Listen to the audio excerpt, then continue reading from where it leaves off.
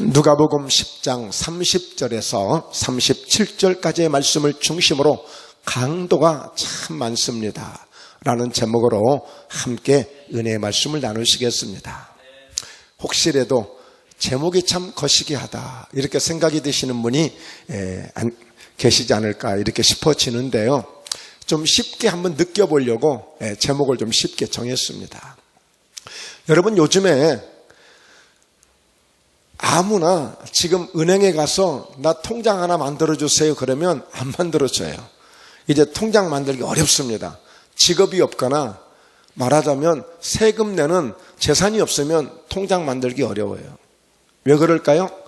이 보이스피싱이 얼마나 참 사람들을 힘들게 하고 어렵게 하는지, 한 가정이 그냥 송두리째 망가져요. 이 보이스피싱 한번 당하면 한 사람의 인생이 그냥 파멸을 당할 정도로 그런 고통 속에서 이 억울함을 어찌 감당할 수 없는 그런 아픔을 겪기도 해요.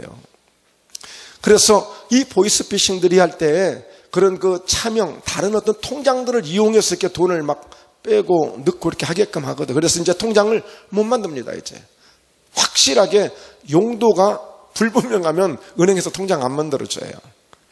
그런 세상이 지금 되어가고 있어요. 자, 2월 21일 한 달이 다 되어가나요? 오감동에 저는 어느 금방인지는 모르지만 금방에 강도가 찾아왔어요. 근데 이 강도가 33세인데 우리로 치면 이제 34살이겠죠. 여러 번을 그 답습을 했어요. 어떻게 내가 범죄를 할까? 이 금은방을 여러 번 답방을 했단 말이에요. 그리고 마침내 그 흉기를 들고 그 금방에 들어가서 그 금방 주인 48살 대신 그 주인을 결국에 흉기로 살해해서 죽였단 말이에요. 목포에서 일어난 사건이에요. 목포에서. 그런데 그 사연인즉 도박을 해서 빚을 졌는데 5천만 원이 넘는 빚을 져서 이 도박 돈을 대주는 사람들이 그 사채업자들 아니겠어요? 아주 악덕 그런 그 사채업자들이었는데 얼마나 막 협박을 하고 그랬으면 그것을 못 이겨서 그렇게 강도를 해서라도 그 돈을 갚으려고 강도를 했겠어요. 여러분, 한 가정, 한 생명이 무고하게 강도에 의해서 무참하게 짓밟히고 말았습니다. 지금 최근에 참 뉴질랜드, 그 나라는 이민자들의 천국이라고 그래요. 그래서 많은 그 사람들이 그 뉴질랜드나 호주에 이민 가기를 원하는데, 왜? 뭐 그야말로 아름답고 살기 좋고 편안하고 하니까 이민들을 간단 말이에요. 아직까지 한 번도 테러가 별로 없었던 나라예요. 근데 이번에 최근에 모스크, 그러니까 이슬람 사원, 우리처럼 예배를 드리는 교회가 아닌 그들은 그들의 사원이었단 말이에요. 그곳에 들어가서 지금 50명이 죽었습니다. 총격을 가해서 총을 들고 돌아서 50명이 죽을 뿐더러 수십 명이 지금 다쳤어요. 총상에 맞아서 다쳤으니 얼마나 위급한 그런 상황에 있는 사람들이 많겠습니까? 미국에는요, 참 좋은 나라잖아요. 그 한 도시 중심이 아닌 이상은 밤 8시 지나면 암흑이 캄캄해. 못 돌아다녀. 무서워서 못 다녀요. 한 번에 9시 정도 차를 마시려고 시내를 나갔는데 차를 마실 데가 없어요. 뭐 도시에 따라서 다르겠지만 상당히 큰 중소도시인데 그랬어요. 이미 밤 8시 넘으면 다 문 닫아요. 다. 못 돌아다녀요. 겁나서. 정말 대한민국이 좋은 나라입니다. 할렐루야. 뭐 24시 뭐 하는 집들이 그냥 수도 없이 많잖아요. 그냥. 참 좋은 나라예요. 시간에 구애받지 않고 환경에 구애받지 않고 골목마다 CC카메라 다 있어서 나를 감시하는 것 같지만 사실은 우리를 보호해 주는 하나의 보호 그런 감시 역할을 하고 있죠. 여러분, 강도가 참 많은 세상입니다. 자, 그런데 예수님께서도 이 강도에 대해서 상당히 심각하게 경고를 했어요. 예수님께서 이 강도에 대한 주의보를 내리셨어요. 자, 말씀을 한번 볼까요? 마태복음 21장 12절 이하인데 예수께서 성전에 들어가서 성전 안에서 매매하는 모든 사람들을 내쫓으시며 돈 바꾸는 사람들의 상과 비둘기 파는 사람들의 의자를 둘러 엎으시고, 그리고 이어서 13절에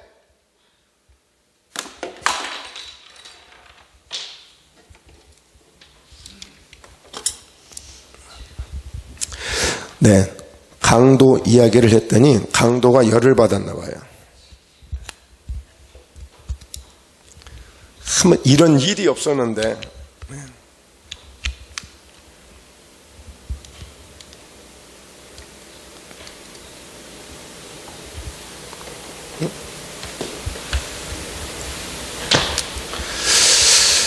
자,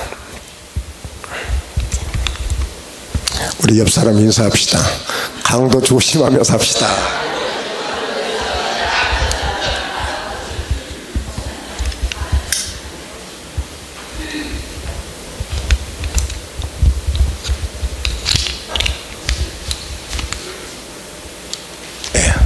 자, 13절입니다. 그들에게 이르시되 기록된 바 내 집은 기도하는 집이라 일컬음을 받으리라 하였거늘 너희는 강도의 소굴을 만드는 도다 하시니라. 예수님께서 마지막 십자가를 지시기에 앞서 딱 그 일주일 전, 며칠 전이죠. 예수님이 예루살렘 성에 입성을 하셔서 낙이 타시고 들어오시잖아요. 그리고 가장 먼저 성전에 들어가셨는데 가서 보니까 장사하는 사람들로 막 북적북적한 거예요. 예. 뭐 소를 팔기도 하고 양을 팔기도 하고 염소를 팔기도 하고. 왜 그래요? 원래 6월절이 되어지면, 즉 명절이 되어지면 제물을 가지고 오는 거예요. 제사를 드리기 위해서. 우리처럼 마음과 정성과 예물을 드려서 예배를 드리는 것이 아니라 그들은 직접 양을 데려오고 염소를 데려오고 한단 말이에요. 그런데 반드시 조건이 있어요. 흠이 없어야 돼요. 흠이 없어야 돼. 좀 뭐 절거나 눈이 멀거나 좀 이상하게 털이 뽑히거나 그러면 안 돼요. 아주 하나님께 바치는 거기 때문에 정결한 것을 가져와야 돼. 그런데 그것을 누가 판단해요? 제사장들이 판단해요. 불합격 받으면 그 멀리 10리 20길에서 가져왔는데 허사가 되잖아요. 제사를 못 드리잖아요. 그러니까 거기서 파는 거예요. 팔아. 그냥 팔겠어요? 많은 액수를 붙여서 이익을 붙여서 팔겠죠. 그러니까 예수님께서 그 비둘기 팔고 이 양을 파는 이 상자체를 갖다 다 둘러 엎어버린 거예요. 그리고 왜 기도하는 만민이 하나님을 예배하고 기도하는 이 집을, 이 성전을 강도의 소굴로 만드느냐? 예수님께서 강도의 소굴이라고 그랬어요. 그러니까 여러분, 오늘도 함께 우리가 예배를 드리기 위해서 이 성전에 모여 있잖아요. 이 성전은 어떤 일이 있어도 이 세상의 것에 들어서는 안 되는 거예요. 오직 하나님을 예배하는 이 중심만이 있어야 되는 거예요. 그래서 우리가 함께 요한복음 4장 24절 말씀을 함께 말씀의 은혜를 나눴지만, 예배하는 자는 영과 성령과 오직 진리로만 예배할 수 있는 이 중심이 되어 있어야 되는 거예요. 여기는 내 명예도 필요 없어요. 내 재산도 필요 없어요. 내 어떤 나의 스펙도 필요 없습니다. 오직 하나님 앞에 예배하는 이 자세만이 이곳에 있을 뿐이에요. 네. 주의 종이든 우리의 직분을 떠나서 오직 하나님을 예배하는 우리 중심만이 하나님 앞에 연락되어지는 그런 찬송, 그런 기도, 그런 은혜만이 있는 것이 이 성전의 예배란 말이에요. 그래 예수님이 가서 보니까 이건 뭐 그냥 너무너무 황당한 거예요. 그러니 그 상을 다 둘러엎으시면서 강도의 소굴을 만든다고 그랬어요. 여러분, 솔직히 저도 서울에서 신앙생활을 오래 했고, 그랬습니다만, 뭐 사람에 따라서 다 그럴 수 있겠죠. 어쩌다 한 사람이겠지만 뭔가 자기의 이익을 위해서 교회를 나가는 사람이 있다면 모르겠어요. 하여튼 우리가 함부로 판단할 일은 아니기 때문에. 그런데 듣자면 그런 소리가 들리기도 하잖아요. 절대 그래서는 안 돼요. 오직 하나님을 예배하는 이 중심 가지고 믿음으로 나아갈 때에 하나님이 다 우리의 삶을 지켜주시고 축복하시는 것입니다. 자, 그래서 하나님께서, 우리 예수님께서도 이렇게 강도에 대한 경고를 이렇게 던지고 계시는 거예요.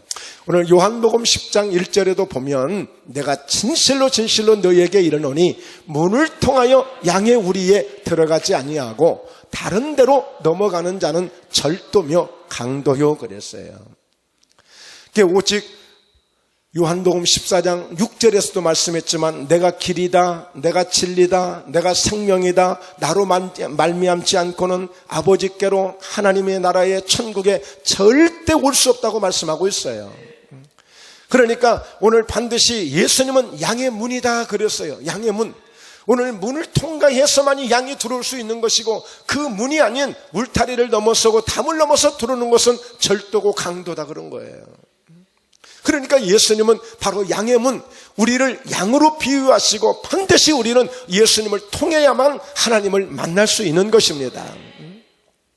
우리 찬송 중에 찬양 중에 보혈을 지나 아버지 품으로 이렇게 우리 그런 찬양의 가사가 있죠. 그 보혈을 지나 아버지의 품으로 이야기는 십자가를 통하여 아버지 앞으로 나갈 수 있는 거예요. 그러니까 모든 것이 예수님이 우리 인생의 문이 되시고 우리의 모든 삶의 문이 되시기 때문에 오늘 그 문으로 들어가지 않는 자는 절도요 강도라고 말씀하고 있는 것입니다. 요한복음 10장 10절입니다. 도둑이 오는 것은 도둑질하고 죽이고 멸망시키려는 것뿐이요 내가 온 것은 양으로 생명을 얻게 하고 더 풍성히 얻게 하려는 것이라. 여러분 도둑이 왜 들어가겠어요? 그 문방에 들어간 그 강도가 처음부터 강도는 아니에요. 가서 돈을 뺏기 위해서 간 거예요. 돈을 뺏기 위해서. 돈만 받으면 자기 원하는 돈만 주면 그냥 나올 수 있어요. 그런데 어디 그래요? 어디 이렇게 눈 번이 뜨고 내가 죽지 않은 이상 어떻게 그 돈을 그냥 쉽게 줄 수 있어요? 그러니 아무래도 그렇게 서로 부딪히고 서로 대면하다가 안 되니까 이제는 어떻게 해요? 이 도둑이 살인자가 되고 강도가 된 거예요. 오직 이 도둑이 오는 것은 도둑질하고 멸망시키는 것이다. 오늘 특별히 성경은 예수님께서 가룟 유다를 도둑이라고 지명해요. 도둑이라고. 여러분 도둑이나 강도나 거의 다 사촌 아니겠어요? 다 이웃 사촌이에요. 그러니까 예수님께서도 이 강도에 대해서 이렇게 주의보를 내리고 경고를 하시고 또 아주 예수님께서도 이렇게 무서운 말씀을 하시고 계시는 거예요. 그러나 내가 온 것은 양으로 생명을 얻게 하는 것이다. 그것도 더 풍성히 얻게 하려는 것이다. 여러분 예수님을 만나면 만날수록 예수님의 은혜를 받으면 받을수록 양으로 생명을 얻는 은혜를 얻게 됩니다. 더 풍성히 얻는 은혜를 얻게 됩니다. 오늘 이 은혜를 함께 받고 가실 수 있기를 주의 이름으로 축원합니다. 그래서 가장 무서운 것이 강도의 강도. 여러분 얼마나 이런 강도도 있어요. 어떤 강도냐? 예루살렘아 예루살렘아 선지자들을 죽이고 네게 파송된 자들을 돌로 치는 자여 암탉이 그 새끼를 날개 아래에 모음같이 내가 네 자녀를 모으려 한 일이 몇 번이더냐. 그러나 너희가 원하지 아니하였도다. 예수님은 마치 암탉이 병아리를 품듯이 품어주시려고 우리를 부르는 건데 예수님 믿으시죠? 예수 믿으면 구원받습니다. 예수 믿으면 우리의 모든 죄를 용서받습니다. 하나님의 자녀가 되는 은혜를 입습니다. 예수 믿으면 천국에 갈 수 있습니다. 라고 하는데 그것을 듣기 싫다는 거예요. 그래서 스데반이 돌로 맞아서 죽었어요. 여러분 바울도 복음 전하다가 이 돌무더기 속에 이와 같이 파묻히기도 했어요. 끝내는 예수님을 그렇게 은혜를 받고 기적을 체험하고 수많은 하나님의 역사를 체험하고도 결국에는 자기의 목적이 이루어지지 않자 예수님을 십자가에 못 박자고 예수님을 십자가에 넘겨준 사람들이 그들이었어요. 예루살렘아 예루살렘아 누구예요? 하나님의 백성들을 향한 메시지예요. 하나님의 성전이 있는 곳이에요. 그들이 오히려 이렇게 많은 선지자들을 죽이고 하나님 제대로 믿자고 예수 제대로 믿자고 복음 전하는 선지자들 잡아서 돌로 치는 자들이에요. 오늘 그러나 예수님은 아무리 그런다 할지라도 그들이 돌을 던지고 그들이 수많은 조롱을 하고 희롱을 해도 끝까지 암탉이 병아리를 품듯이 계속 모아주려고 품어주려고 하지만 너희가 원하지 않았다는 거예요. 그래서 결과가 어떻게 되던가요? 38절에 보니까 보라 너희 집이 황폐하여 버려진 바 되리라. 예수님이 떠나신 이후에 AD 70년 오늘 이렇게 로마의 디도 장군에 의해서 처참하게 예루살렘은 질밟히고 돌 위에 돌 하나도 남지 않는 성전이 와르르 무너지는 그런 역사가 오고 만 것입니다. 오늘 도둑이 오는 것은 도둑질하고 죽이고 멸망시키는 일밖에 하지 않아요. 그러나 예수님이 오신 것은, 내가 온 것은 양으로 생명을 얻게 하고 더 풍성히 얻게 하는 우리 주님이심을 믿으시길 축복합니다. 예. 그래서 오늘 여러분 강도가 참 많은 이 세상인데요. 그러면 어떻게 하면 좋을까요? 우리가 첫째, 만남의 복을 받아야 합니다. 예.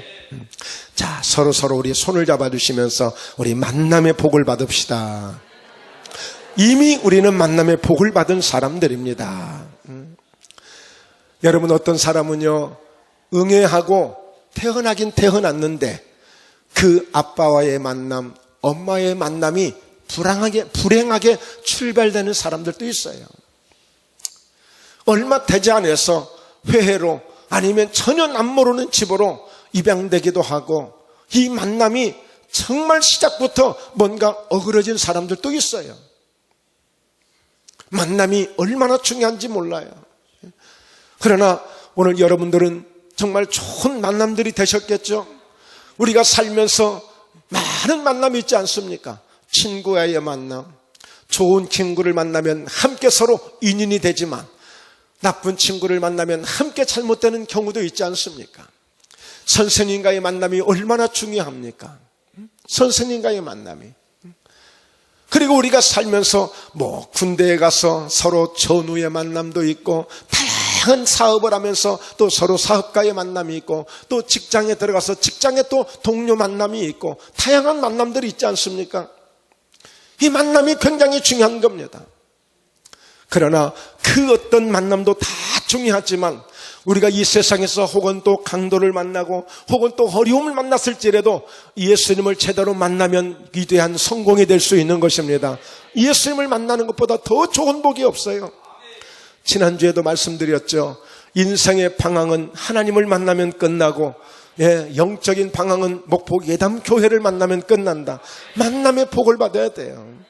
자, 그런데 오늘 이와 같이 본문에 등장하는 한 어떤 사람은 어떻게 됐어요? 인생 가운데 강도를 만나게 된 거예요. 강도를. 여러분, 이 말씀을 종종 전합니다만 항상 여러분들에게 축복하고 선포하는 것은 여러분의 인생 속에서 평생을 살면서 강도 한 만나는 그런 은혜와 복이 있기를 주의 이름으로 축원합니다. 이 사람이 예루살렘에서 여리고 내려가다가 강도를 만난 거예요. 강도. 그 강도를 만났으니 좋을 일이 없죠. 도둑이 오면 도둑질하고 죽이고 멸망시키는 것인데 강도가 무슨 상을 주겠습니까? 강도가 무슨 도움을 주겠습니까? 당연히 내 있는 것을 다 뺏어가고 내 옷을 벗기고 숨겨놓은 것이 없는지, 감춰놓은 것이 없는지, 그래서 옷을 벗기고 그리고 때리고, 왜? 어디다 감추고 안 내놓은 것 싶으니까 막 겁을 주고 위협을 주니까 때릴 수밖에 없는 거죠.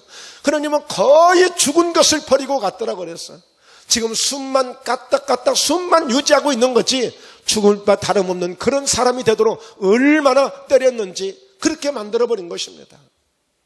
여러분, 강도는 이렇게 인정사정 없이 우리의 영혼을 도적질하고 죽이는 것입니다. 특별히 여러분 보십시오. 이 사람은요, 이 여리고로 내려가다가 강도를 만났는데, 여기에서 예루살렘에서 여리고로 내려가는 것은 하나의 세상을 의미하기도 해요.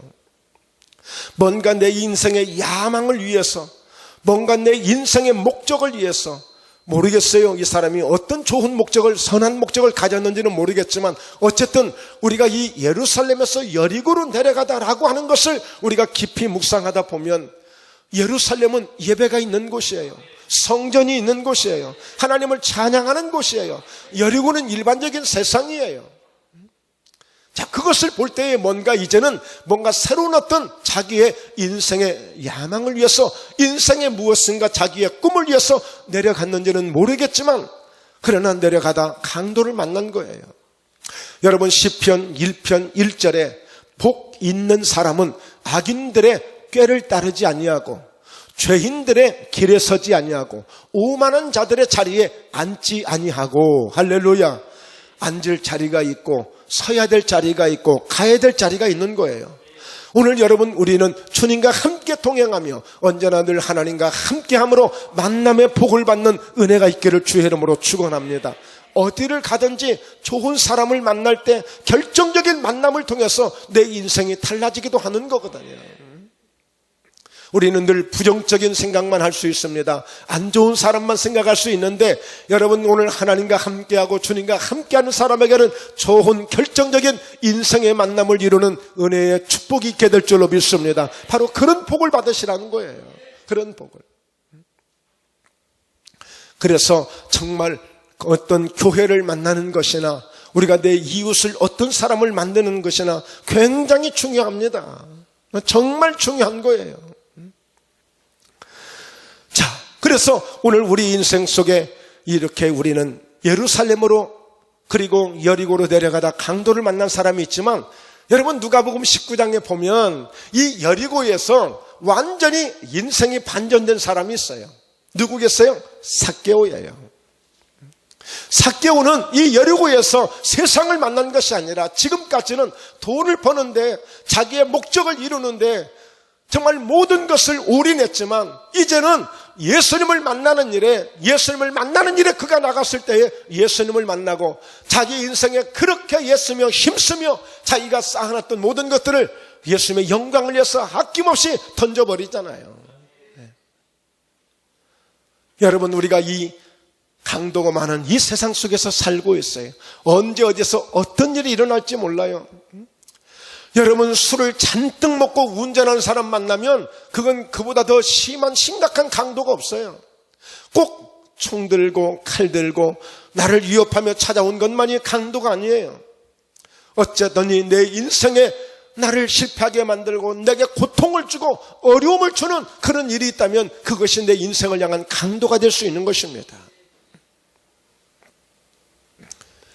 그러니까 똑같은 여리고지만 어떤 사람은 자기 인생에 자기 개인의 어떤 욕심을 위해서 자기의 어떤 목적을 위해서 내려갔지만, 그러나 그 여리고에서 자기 인생 속에 그 욕심을 가지고 살았던 삭개오였지만 어쩌면 여리고의 대변자가 될 수도 있는 거예요. 그러나 그가 예수님을 만나니까 완전히 인생이 반전돼 버리잖아요.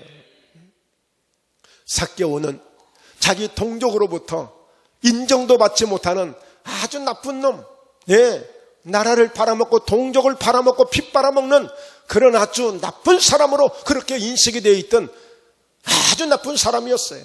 그런데 그가 예수님을 만나고 완전히 달라진 거 아니겠습니까? 내가 누구를 힘들게 한 게 있으면, 내가 누구에게 강도짓을 한 게 있으면 내가 그 사람에게 4배나 더 갚겠습니다. 지금 돌이켜보니 내가 강도처럼 내가 살아왔습니다. 그러니 내 재산의 절반을 내놓겠습니다. 남에게 내가 강도질하면서 그것을 강탈했다면 내가 4배나 더 갚는 내가 벌을 감수하겠습니다. 예수님을 만난 자의 모습이에요. 아무리 이 세상이 힘들고 어렵다고 해도 여러분, 행복하게 살아가는 사람들이 얼마나 많습니까? 우리가 그런 긍정적인 부분을 볼 수 있어야 돼요. 늘 안 되는 것, 늘 어려운 것, 늘 힘든 것, 이것을 이기지 못하는 사람들이 되면 안 돼요. 그래서 만남의 복, 할렐루야, 할렐루야. 제가 감히 제 입으로 여러분들 목포예담교회를 만난 것이, 김택수 목사를 만난 것이 정말 복입니다라고 말을 못하는 거 이해하시죠? 차마 말을 못하는 것. 그러나 하여튼 여러분들에게 원수가 되거나 그래서는 안 되겠죠. 그래도 참 목포예담교회 만나서 김택수 목사 만나서 그래도 참 하나님이 은혜를 이렇게 주셨다라고 할 수 있어야 될 터인데, 하여튼 그 책임이 하여튼 막중하다고 생각합니다. 네. 자, 두 번째입니다. 여러분, 이 강도를 만난 사람은 불쌍하잖아요. 안 됐잖아요. 왜 그래? 예루살렘에 있지. 여러분, 우리 많은 사람들이 그래. 꼭 무슨 일이 터지면 하는 얘기가 뭐예요? 얼마나 아프겠냐, 얼마나 힘들겠냐, 이게 아니라 왜 내려가다 그랬어? 왜 그랬어? 꼭 이런 얘기를 해. 뭔가 하다가 좀 실패하고 좀 어렵게 되면은 얼마나 힘들겠냐, 얼마나 어렵겠냐, 이게 먼저 돼야 되는데 왜 그러다 이런 일을 당했어? 먼저 이 얘기부터 나오는 거야. 여러분, 그러나 비록 내가 강도를 만났지만 내 모든 것을 털리는, 정말 평생 한 번도 맞아보지 않는 이런 매를 맞아보고 이렇게 내가 처참하게 내가 이런 어려움을 겪었지만, 내가 그런다 할지라도 그 가운데서 내가 진정한 이웃을 만난 것은, 이것은 축복 중에 축복이었습니다. 자, 보십시오. 내 옷을 벗기고 나를 얼마나 때리든지 거반 죽게 된 것을 그냥 버려두고 갔으니 세상에 이렇게 나쁜 강도가 어디 있겠습니까? 그래도 자기 목적이 이루어지지 않았다고 그래도 좀 어느 정도 살려는 놓고 가야지, 이렇게 죽을 정도로 쳐놓고 그냥 갔으니 이거 정말 아무 인정도 없는 사람 아니겠어요? 그런데 단 한 번도 본 적이 없는 사람이었어요. 한 번도 만나본 적이 없는 사람이었어요. 자기와 관계된 것이 0.01%도 관계가 없는 사람이었어요. 근데 그가 찾아와서 자기를 불쌍히 여겨주었고, 자기에게 있는 소지품에서 꺼내서 기름과 포도주를 꺼내서 내 상처를 싸매주고, 그리고 자기 짐승에 태워서 자기를 업고 주막으로 데리고 가서 밤새도록 나를 돌봐주고, 자기 주머니에서 돈을 꺼내서 그 비용을 지출해가면서 나를 살려놓은 사람, 바로 진정한 이웃을 만나게 된 것입니다. 진정한 이웃을. 여러분, 그렇습니다. 우리가 살면서 모든 것이 다 내 원대로 되는 것은 아니지만, 내 생각대로 되는 것은 아니지만, 설사 내가 무슨 일을 하다가 조금 내가 손해를 봤다 할지라도, 내가 무엇인가 좀 실패를 했다 할지라도 그 가운데서 이렇게 진정한 이웃을 만나는 이런 만남의 은혜가 있기를 주의 이름으로 축원합니다. 저도 개인적으로 돌아보니까 정말 좋은 진정한 이웃을 만난 것이 제가 목포에 오게 되는 결정적인 하나의 큰 힘이 되기도 했고, 그리고 정말 그 결정적인 어려움 속에서 힘을 얻는데 큰 정말 은혜가 되어졌습니다. 제가 이제 목포에 오기 전 청주에 1년 있는 동안 정말 너무너무 어려운 그런 고생을 하고 있을 때에, 여러분이 잘 아시다시피 저희 교회 종종 오시잖아요. 지금 미국 가 있는 윤중희 목사님, 그분도 그렇게 넉넉하지 않았어요. 그런데 성도들에게 이야기를 해서, 어떤 권사님에게 이야기를 해서 신용 대출을 받아가지고 아무 조건 없이 저에게 1,000만 원을 주었어요. 1,000만 원. 그것이 사실은 밑거름이 된 겁니다. 목포에 올 수 있는 밑거름이 된 거예요. 정말 얼마나 많은 목사님들을 제가 알고 있고 관계를 많이 한 사람들이 많은지 몰라요. 그러나 누구도 그 어떤 힘도 나에게 도움도 되지 않았어요. 그러나 가장 힘들고 가장 어려울 때에 아무 말 없이, 내가 부탁한 것도 아니고 단 10원도 부탁한 적이 없는데 그분이 알아서, 그분이 그렇게 1,000만 원, 적지 않은 돈을 대출받아서 해주셨어요. 여러분, 비록 우리는 이렇습니다. 좀 어려운 일이 있을 수도 있어요. 생각지 않은 일이 다가올 수도 있어요. 그러나 그 아무리 지금 내가 죽을 정도의 위기를 맞고 있지만 진정한 이웃을 만나면 살아날 수 있습니다. 살아날 수 있어요. 얼마나 이웃이 중요한지 몰라요. 우리 서로 옆 사람과 다시 한번 손을 잡으시고, 우리 원수처럼 살지 말고 진짜 이웃 한번 됩시다. 이렇게.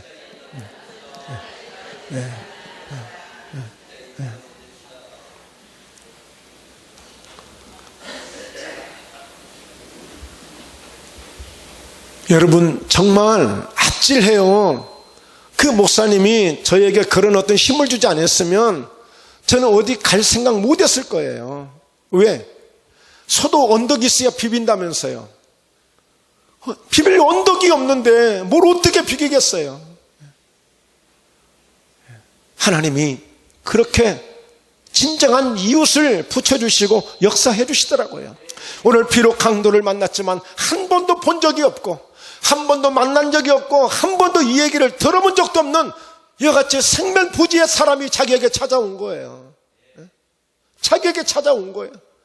지금 이 성경을 보니까 이 사마리아 사람도 여행 중이라고 그랬어. 바쁜 사람이야. 자기 일정이 있어. 빡빡해. 오죽하면 하룻밤 자고 나 가야 될 길이 있으니까 갔다 와서 만약에 비용이 더 들면 내가 다시 갚아주겠다. 그리고 떠나가잖아요. 얼마나 바쁜 사람입니까? 그런데 모든 시간을 내려놓고 이 강도 만나서 죽게 생긴 이 사람을 위해서 자기의 모든 것을 준 거예요. 아낌없이 쏟아준 거예요.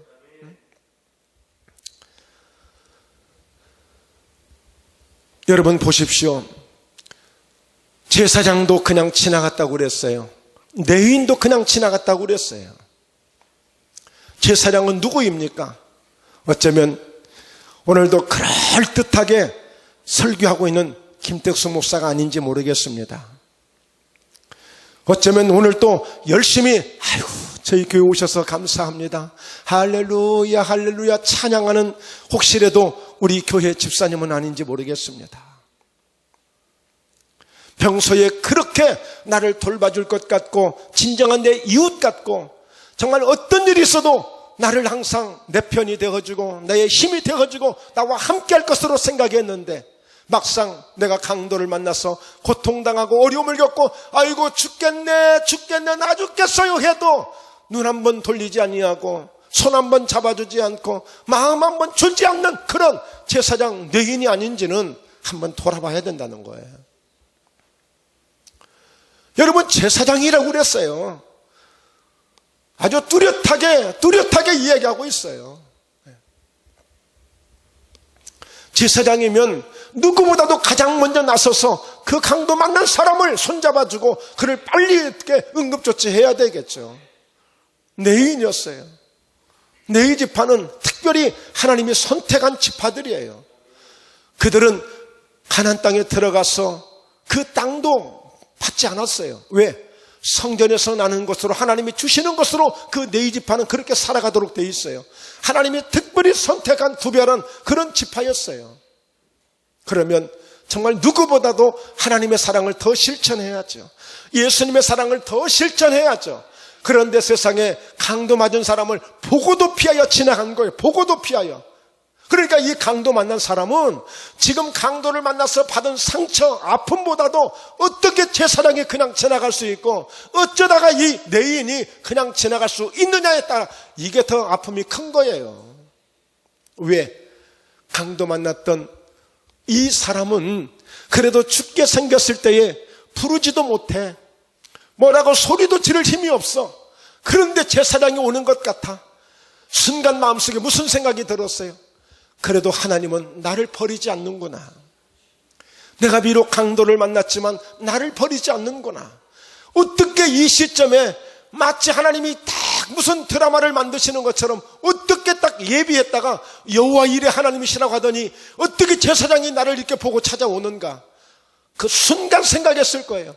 생각도 끝나기도 전에 그냥 눈길을 돌리면서 그냥 피해서 가버리는 그 제사장의 뒷모습은 오히려 강도가 자기에게 칼을 들었다면 이 제사장은 자기에게 바위덩어리를 던지고 가는 거예요. 레위인 역시도 마찬가지였어요. 레위인 역시도. 예. 여러분 우리 서로 사랑합시다. 할렐루야. 예. 옆에 있는 분이 솔직히 표현은 못하지만 징그럽게 미울 때 있겠지. 살다 보니까. 그렇지만 예. 여러분 되도록이면 우리 그런 거 미움 던져버리고 예, 우리 사랑하면서 정말 어쩌면 그분을 알고 보면 그분도 참 불쌍한 사람일 수 있어요. 그래서 오늘 이 사마리아 사람이 그거 아니에요. 예? 이 강도 만난 사람을 보는 순간에 무슨 생각이 들었어요? 다른 생각 아무것도 안 들었어요. 딱 불쌍하다는 생각이 딱 먼저 든 거예요. 불쌍하다는 생각이. 저는요, 우리 교회 성도들 보면 60, 70 이렇게 되신 분들 보면 불쌍하다는 생각이 들어요. 그럼 내가 잘나서? 너는 그럼 괜찮아서? 아니에요. 미리 걱정하는 것은 아닌지 모르겠지만 물론 천국의 소망을 가지고 늘 주님의 나라의 소망을 가지고 삽니다만 지금은 저렇게 뛰어다니고 건강하게 지금은 저렇게 달려다니고 있지만 언젠가 먼 훗날 우리가 다 이 세상을 떠나가게 될 때에 어떤 모습으로 떠나갈까 싶어지니까 짠한 마음이 들 때가 있어요. 인간적인 생각이 들어올 때.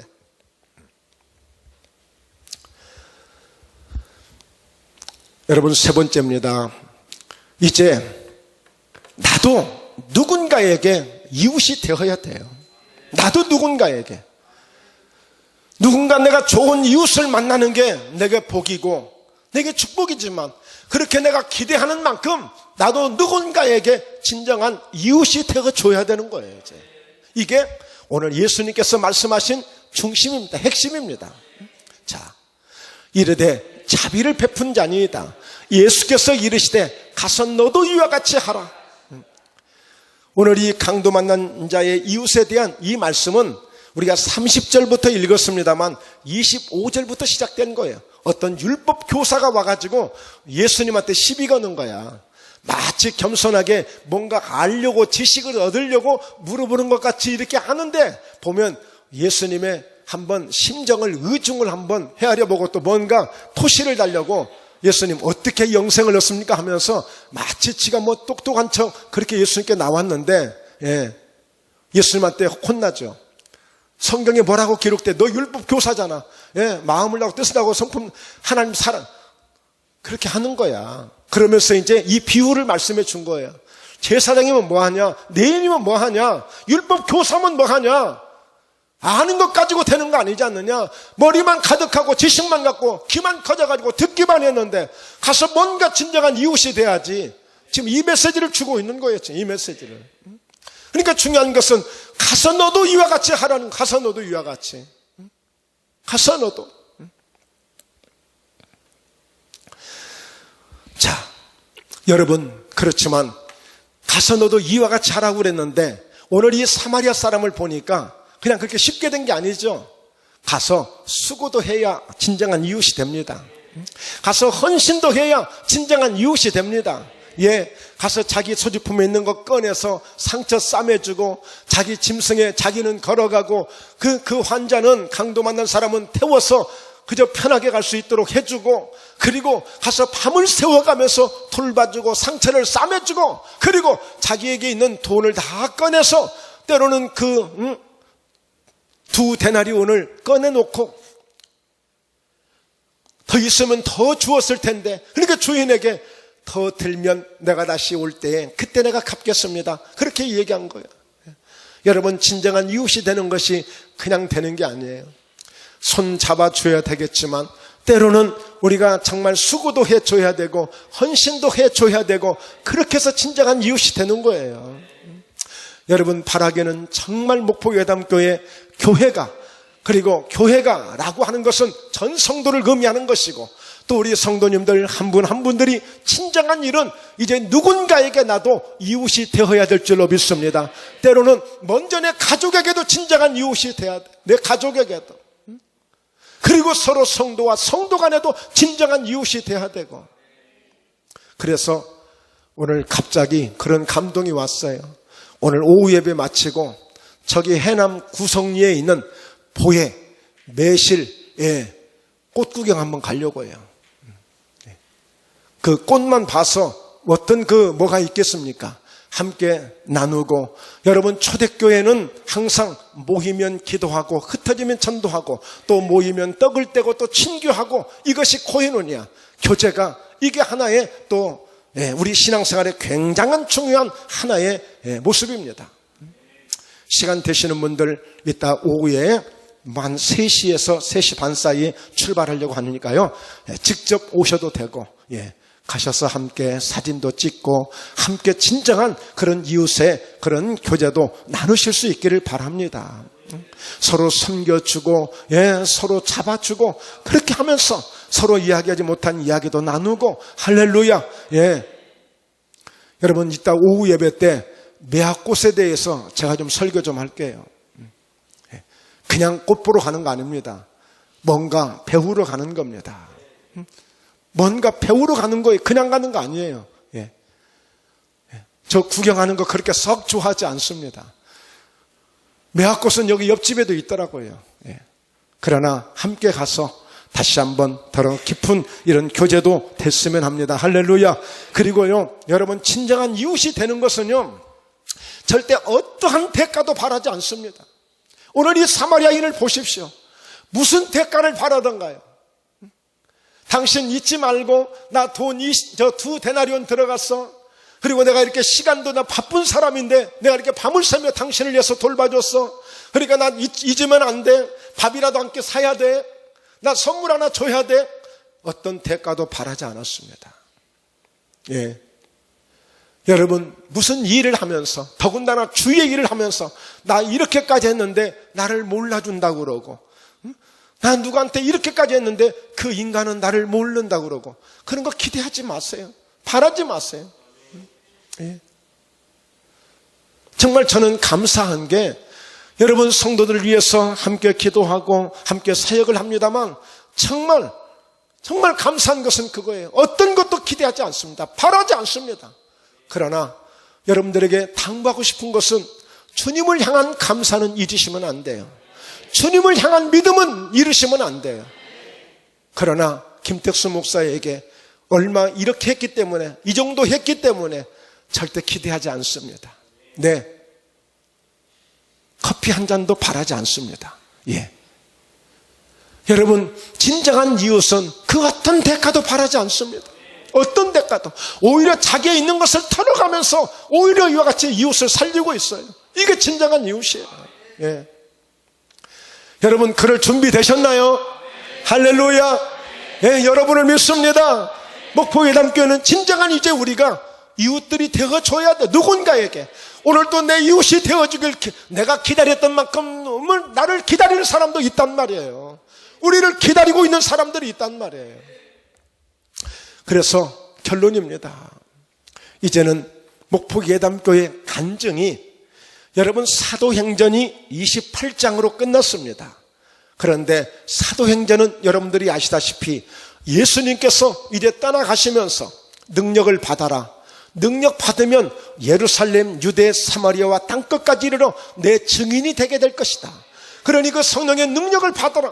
그 말씀을 아멘하고 함께 모여서 기도하다가 그 능력을 받은 거 아니겠습니까? 그러니까 그 사도들, 제자들이 그런 주님의 능력을 가지고 정말 엄청난 많은 영혼을 살리게 되어지는데, 그러니까 예수님이 떠나가신 이후에 그 예수님의 제자들, 예수님이 십자가에 달리실 때 도망갔던 비겁한 사람들이에요. 참 별 볼 일 없던 사람들이에요. 그런데 그들이 주님 주시는 능력을 받게 되니까 예수님처럼 막 많은 역사를 감당하게 되는 거예요. 그 내용들이 사도행전이에요. 그런데 28장에 가서 끝났단 말이에요. 그런데 지금도 계속 현재 진행형. 바로 목포예담교회는 사도행전 28장으로 끝난 것이 아니라 29장을 기록해가는 그런 목포예담교회가 되어야 될 줄로 믿습니다. 그런 의미에서 목포예담교회는 끊임없는 이런 간증이 이어져야 돼. 무슨 간증?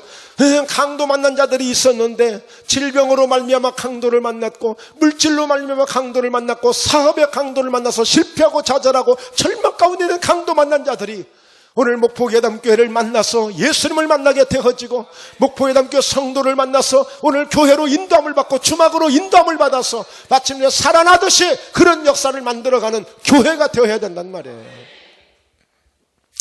우리 지금 송용주 형제가 지금 저 위에서 예배를 드리고 있습니다. 그런데 지난 화요일 소망의 기도에 제가 출연을 했잖아요. 생방송으로 진행됩니다. 월요일부터 금요일까지 오전 11시 계속 목사님들이 바뀌어가면서 그 기도로 제목들이 올라오는 기도 제목들을 기도해 주게 되는데, 그날 화요일날 3월 12일입니다. 익명, 이름도 알리지 않는 그런 기도 제목이 올라왔는데, 이명으로 인하여 지금 고통 속에 있습니다. 주님만 바라보고 있습니다. 이렇게 기도 제목이 올라와서 간절하게 기도를 해드리면서 우리 이복순 성도님 이야기를 했어요. 1년 전에 이렇게 허리 수술을 위해서 전대병원에 수술 날짜를 잡아놓고, 우리 윤하영 집사님이 우리 친정어머니 수술하시는데 연세도 있고 하니까 기도 한번 해주십시오 해서 그 한평 해보에서 모시고 왔는데, 기도를 해드렸는데 결국에 수술하지 않고 이렇게 건강하게 오늘 또 저 한평 해보에서 버스를 타시고 목포 터미널까지 오시면 또 딸이 가서 마중 가서 이렇게 모시고 오는 이런 은혜를 1년 넘도록 이렇게 하고 있습니다. 할렐루야. 근데 그때 막내 아들이 함께 왔는데 막내 아들이 이명이었어. 저는 그때까지만 이명에 대해서 자세한 지식이 없었어요. 그런데 그분이 저 이렇게 귀가 안 좋으니까 기도 한번 부탁합니다. 그래서 기도 한번 해드렸는데 지금 이분이 그때 집에 와 있는 지 얼마나 됐어요? 직장 그만두고. 얼마나 됐었어요? 3개월? 예. 그러니까 이명 때문에 직장 생활도 못하고 그만두고 집에 와 있으니까 3개월 됐대잖아요. 그런데 세상에 딱 기도 한 번에 그 이명이 치료된 줄로 믿습니다. 하나님이 하신 거예요, 하나님이. 예. 저는 안 아파봤으니까 얼마나 이분이 고통을 받았는지 힘들었는지 알 수는 없는데 하여튼 이 이명이 걸리면 차를 몰고 가는데 뒤로 가는 것 같아요. 터널을 지나가면 머리가 터져버릴 것 같아요. 못 지나간대. 유흥 소리에. 그런데 그 이야기를 엊그제 화요일 날, 저희 교회에 이런 형제가 있었는데 기도 한번 받고 이렇게 치료가 됐습니다 했더니 이분이 그 방송에서 이제 기도 소리를 아멘 하셨겠지만 오후에 제가 깜짝 놀랐어. 저희 교회를 찾아가 버린 거야. 이분이 방송을 듣고. 그리고 찾아오셨는데 진짜 아닌 게 아니라 완전 환자야. 양쪽 귀에다가 테이핑하고 얼굴에 양쪽에다가 뭐 자석 같은 거 붙이고 손에도 붙이고 완전히 환자같이 오신 거야 진짜. 정말 봐도 딱 불쌍하다 싶어지는 거야. 성전에 들어와서 울고 있어. 얼마나 힘들어. 이 얘기 들어보니까요. 화장실에 물을 못 내렸대. 충격이 커서. 엘리베이터를 못 탔대. 그 소리 때문에 충격 때문에. 설거지를 못 했대. 그릇 부딪히는 이 소리 때문에. 이걸 못 들어서. 그럼 막 발작이 돼버린다. 어쩔 때는 막. 그분이 오셔서 지금 그날 기도받고 그 다음날 수요 예배 참석했습니다. 할렐루야. 그날 그 다음날 새벽 예배 참석했습니다. 오셔서 하는 얘기가 그 다음날 새벽 예배, 목요일날 새벽 예배 때 그리고 나서 기도하는데 목사님 어젯밤에 잘 잤습니다. 잠을 잘 수가 없는데. 그리고 그날 그 다음날 또 새벽에 또 오셨어요. 어제는 목사님 식사를 맛있게 잘 먹었습니다. 그리고 오늘 지금 또 예배에 참석하고 있습니다. 원래 이 앰프 소리도 이 마이크 소리도 듣기가 힘들어서 들을 수 없는데 지금 많이 좋아져 버렸어요. 지금 많이 좋아졌어요. 본인이 느껴도 본인이 생각해도 너무 좋아진 것 같다는 거예요. 여러분 오늘 또 하나님이 하고 계십니다. 살아계신 하나님 오늘 또 역사하고 계십니다. 바로 목포예담교회 간증은 계속 이어지고 있습니다. 어제 그제였습니다. 지난 주일날 우리 예원이 이제 셋째가 다음 4월 29일이에요. 예정일이, 출산일이. 그러니까 아직 한 달 보름이 남았잖아요. 그런데 지난주 주일날 화장실에 갔는데 피가 쏟아지는 거예요. 피가. 예배 드리러 왔다가 예배도 못 드리고 바로 그냥 병원으로 간 거예요. 지금. 나중에서 저도 알았어요. 그리고 양수가 나오는 거예요. 한 달 보름이 남았는데 양수가. 그러니까 병원에서는 조산기가 있다는 거예요. 조산하게 생겼다는 거예요. 그러면 이건 100% 얘기를 조산하게 되면 인큐베이터에 들어가서 이제는 남은 시간을 채워야 돼요. 그러니 얼마나 힘들고 얼마나 고통스러운 시간입니까? 가서 기도를 간절히 오후 예배 마치고 지난주 오후 예배 마치고 딱 돌아왔는데 나중에 딱 문자가 왔어요. 목사님 기도하고 가신 적 딱 정확하게 1시간 이후에 피가 딱 멈추고 양수가 딱 멈춰버렸습니다. 1시간 이후에. 그러니까 이제는 몸만 잘 보호해주면 그런 조산의 위험을 이제 잘 통과해서 정상적인 출산을 할 수 있을 것 같다고 그랬어요. 그런데 어제 그저께 갑자기 전화가 오후에 온 거예요. 목사님 급하게 생겼습니다. 갑자기 진통이 와가지고 또 조산에 이런 위험이 지금 와버렸습니다. 거의 지금 막 조산할 그런 막 분위기라는 거예요. 가서 또 기도해드렸잖아요. 기도를 해드리고 이렇게 왔는데 그날 금요일날 철야 예배잖아요. 철야 예배를 마치고 다 우리 또 권사님 또 그리고 문자를 보니까 문자가 와 있는데 목사님 기적이 일어났습니다. 의사가 깜짝 놀랍니다. 어떻게 이런 일이 있을 수 있느냐고. 이제는 조산의 걱정 없이 정상적으로 출산할 수 있도록 모든 구조가 회복이 돼버렸다는 거예요. 그 사이에 할렐루야. 여러분 정말 하나님이 오늘 또 살아계셔서 비록 우리가 이런저런 숱한 강도를 만날 수 있지만 그러나 그 강도 만난 자가 진정한 이웃을 만나서 정상적으로 회복되듯이 우리의 영혼은, 우리의 인생은 예수님을 만나면 얼마든지 회복되는 것을 믿으시길 바랍니다. 오늘 사마리아인을 통해서 주막으로 인도해서 주막 주인을 만나게 되어진 것은 바로 교회로 인도해서 바로 주의 종을 만나게 된 것입니다. 할렐루야. 오늘 이와 같이 우리에게 만남의 복은 이보다 더 귀한 복이 없는 것입니다.